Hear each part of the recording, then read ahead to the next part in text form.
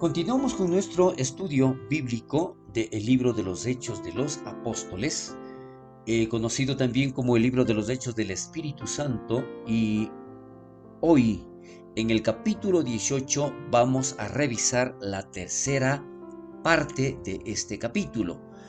Habíamos visto ya cierto antecedente referente a los versículos del 9 al 11, el estímulo especial de Dios para Pablo en Corinto.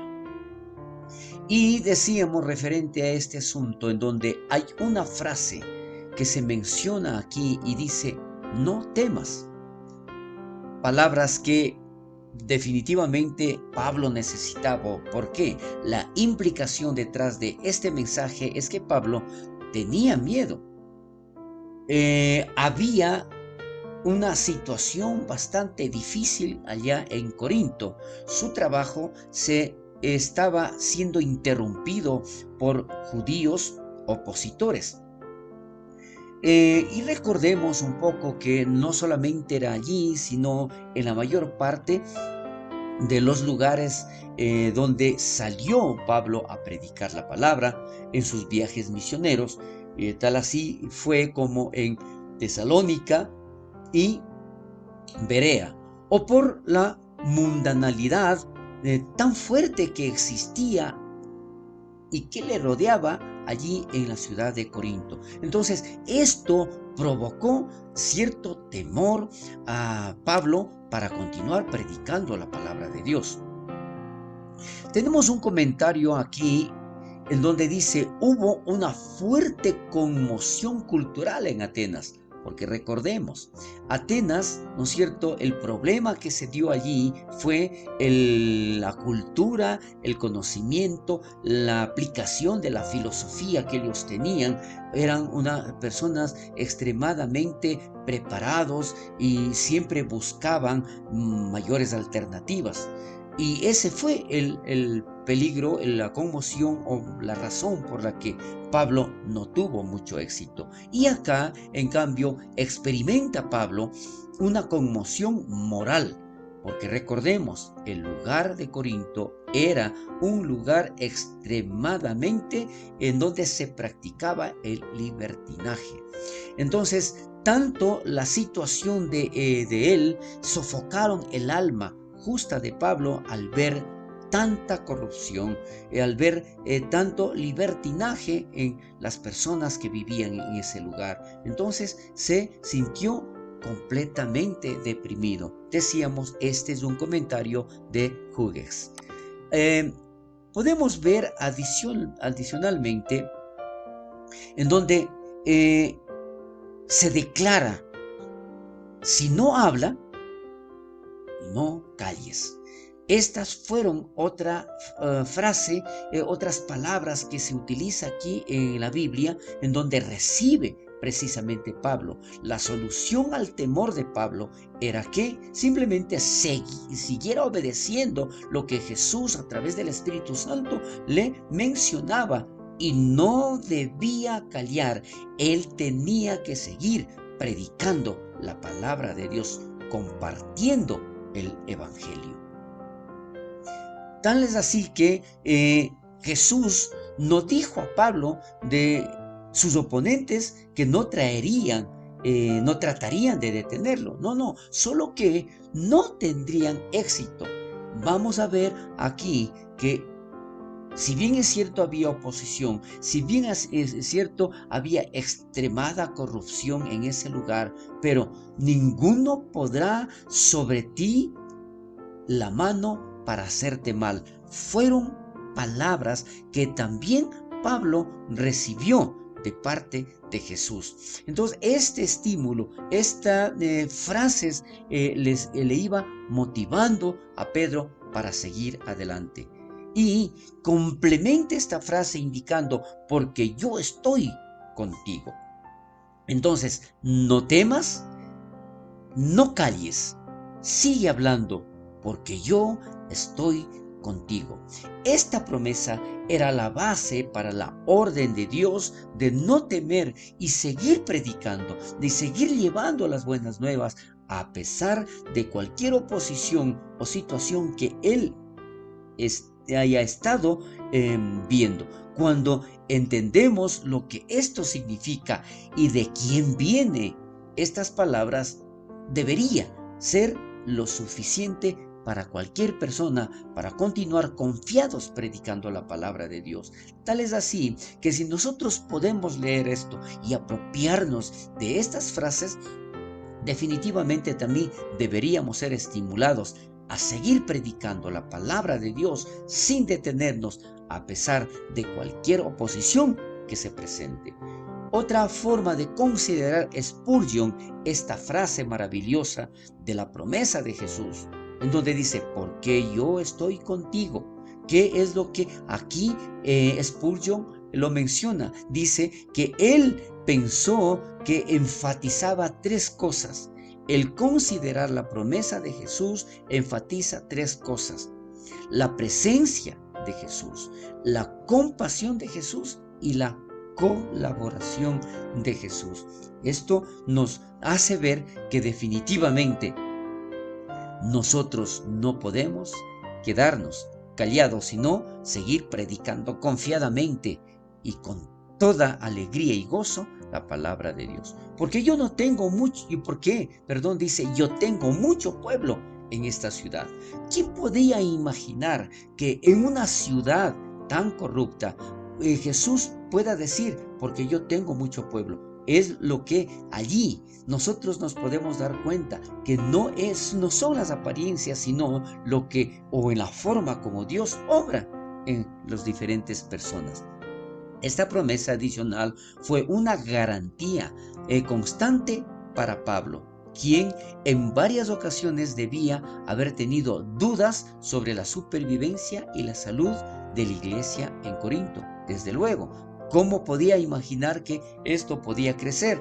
Pero con las palabras de Jesús, definitivamente le dio tanto ánimo, tanto estímulo a este hombre, que dice allí que él, como en ningún otro lugar por donde él estuvo, se quedó tanto tiempo. Imagínense, en una ciudad con tanta dificultad fue donde más tiempo permaneció Pablo. Y dice aquí, y se detuvo allí 1 año y 6 meses. Entonces Pablo estuvo en Corinto 1 año y medio, lo cual parece haber sido mucho más tiempo que en cualquier otra de las ciudades por las que él pasó y fundó iglesias. Entonces, su ministerio en Corinto se describe simplemente como las enseñanzas de la palabra de Dios.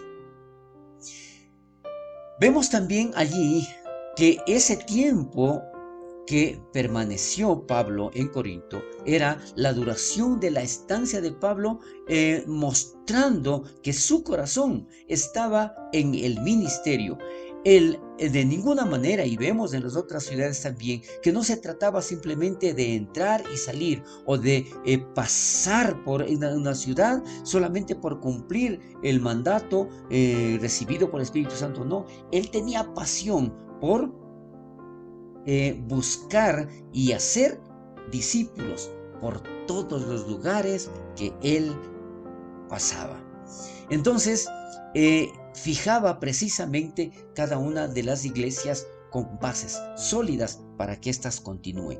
Más adelante los versículos del 12 al 17 vamos a ver que los judíos de Corinto intentan, sin éxito, condenar a Pablo ante las autoridades civiles. Sí, y si podemos darnos cuenta, ¿no es cierto? Y como habíamos visto anteriormente, por todo lugar que Pablo pasaba, siempre existían opositores. Y si usted se da cuenta, los opositores, los que querían que evitar se proclame la palabra de Dios, eran los judíos, los que de una u otra manera conocían la ley de Moisés. Pero siendo en este caso aquí el procónsul de Acaya, Galión, al acercarse a Galión, los judíos de Corinto intentaron detener el trabajo y la predicación de Pablo en toda la provincia. Pero aquí vamos a ver un detalle muy curioso en donde no tuvieron éxito los judíos, porque principalmente este gobernador no les escuchó. Entonces dice aquí un comentario de Longenecker.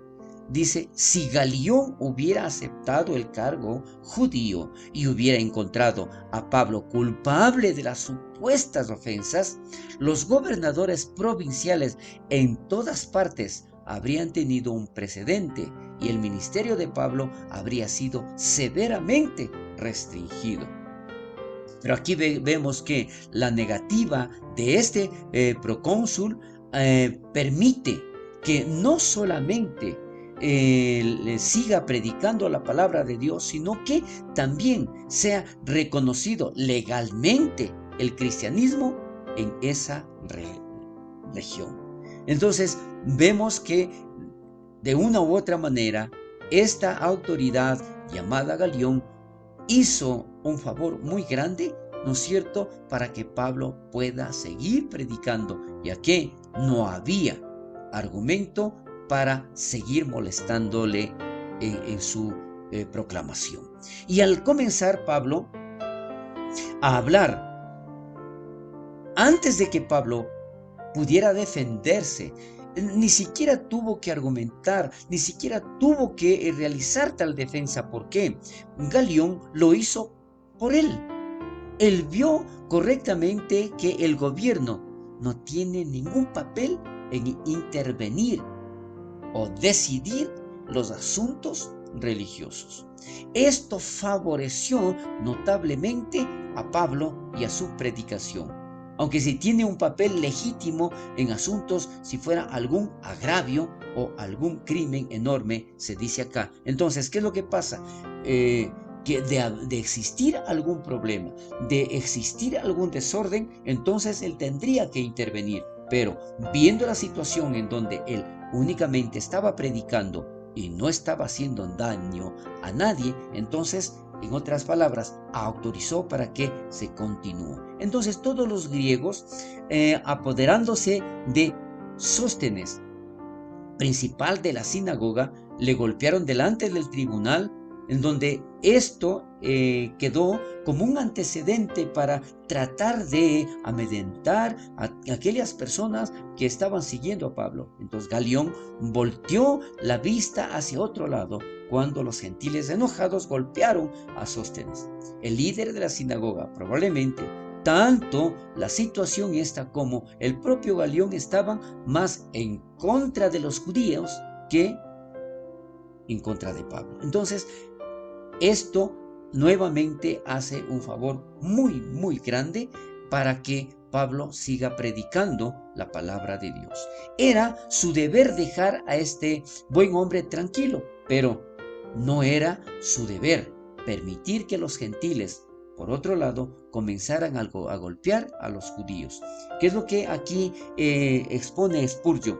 Que definitivamente la ley tenía que cumplirse para evitar desórdenes, para evitar problemas en ese lugar. Entonces, ¿qué había que hacer? Evitar precisamente estos desórdenes que estaban provocando los judíos, mas no era cuestión de Pablo. Entonces, aparentemente, cuando Crispo creyó en Jesús, aquí vamos a ver, fue reemplazado como el principal de la sinagoga.